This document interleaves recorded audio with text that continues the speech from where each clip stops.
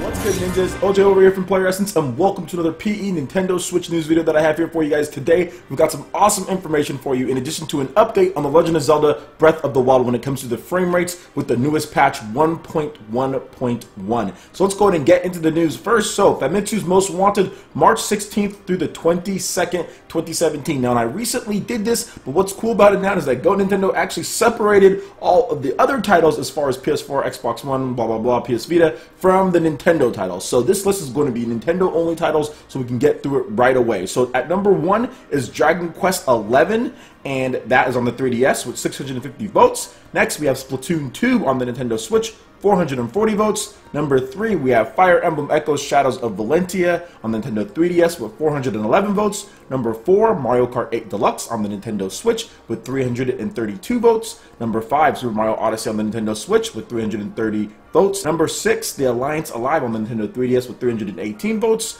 Number 7, Xenoblade Chronicles 2 on the Nintendo Switch with 199 votes. Number 8, Dragon Quest XI on the Nintendo Switch with 170 votes. Number 9, Snack World on the Nintendo 3DS with 167 votes. Number 10, Pikmin on the Nintendo 3DS with 162 votes. Number 11, ARMS on the Nintendo Switch with 149 votes. Number 12, Pro Yaku Famitsu Climax on the Nintendo 3DS with 133 votes. Number 13, Lady Layton on the Nintendo 3DS with 119 votes. Number 14, Ultra Street Fighter 2, The Final Challengers on the Nintendo Switch with 104 votes. Number 15, Dragon Ball Heroes Ultimate Mission X on the Nintendo 3DS with 86 votes. Number 16, Fire Emblem Muso on the Nintendo Switch with below 86 votes. And number 17 is, I think it's Ace Attorney, if I'm not sure. Yeah, Dai Gakuten Saiban 2. So yeah, Ace Attorney, the one that they have there, it's only in Japan. It's not coming over here. And that's on the Nintendo 3DS. It's below 86 votes. The Famitsu Newcomers, number 1, The Alliance Alive, 318.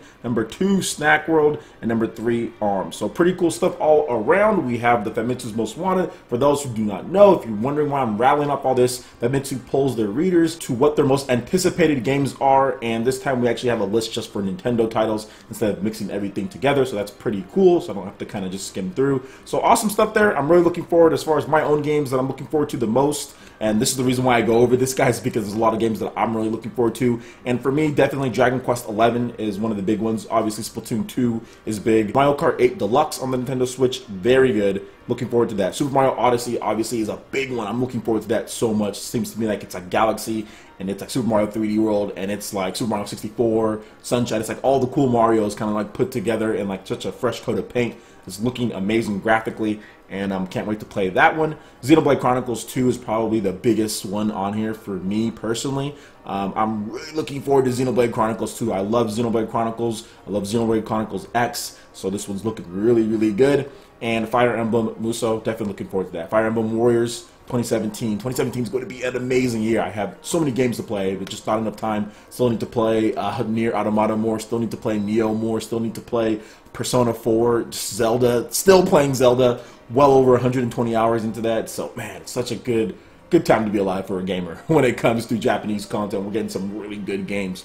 So let me know what you guys are looking forward to the most in the comment section below. Alright, and moving on to the next article here. We have free DLC revealed for Super Bomberman R on the Nintendo Switch. So downloadable content is on its way to Super Bomberman R. Better yet, what Konami has in store will be free. Konami gave a first tease of the Super Bomberman R DLC during a Game Theory live stream earlier tonight. It should encompass new stages and characters at the very least. So there was a brief teaser shown, which you guys are seeing. Konami didn't provide a timetable for the DLC nor specifics about the contents. An official announcement should be made within the next few days. So pretty cool there. Obviously Super Bomberman R has been a success for Konami based on the sales of previous titles and at this one, and guessing how much money they actually put into this, because it was made with Unity, guys. It was made with Unity from a major publisher. So I'm pretty sure they didn't spend too much on this. It could have been like a Kickstarter type of deal where they need like $100,000 or like $200,000 or something like that to get this game to be funded. Look, I'm just guessing on that. It probably needs more than that,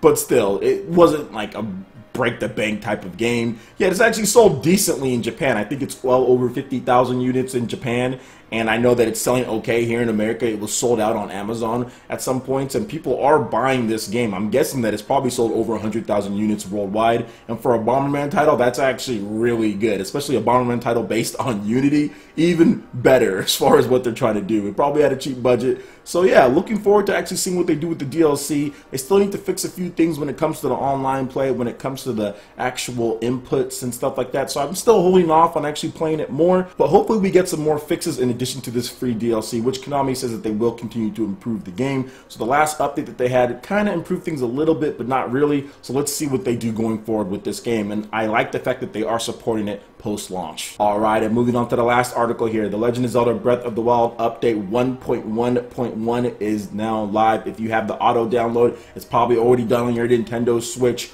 or your Wii U. So the big thing here, based on my tests, okay, not based on what Nintendo has said or Digital Foundry or anything like that, and you guys will be seeing footage, is that I feel that some of the frame rates have been improved in areas. According to Nintendo, the patch notes, this is what they have to say: adjustments have been made to make a more pleasant gaming experience. So pretty much they don't really give us anything at this point, so we're really going to have to wait, I guess, on like Digital Foundry to get like the exact tests with certain frame rates and things like that. But I went ahead and did my own based on the previous footage that I had, because remember, there was that rumor, or there was that developer B plus that talked about this is just a programming error when it comes to TV mode, that if you actually zoom in, you'll actually see that there isn't any frame rate issues at all, and Nintendo could fix it. So I went to the same areas that I did before when I did that test, just to see what he said. Now, what I revealed from that test that I did is that when you do zoom in the areas at the very beginning, right out on the Great Plateau, if you zoom in, there won't be any frame rate issues, whereas when you zoom out, there was frame rate issues in that very beginning grass area right down to the right side right there. And even when you go down further past the first area where you see the old man,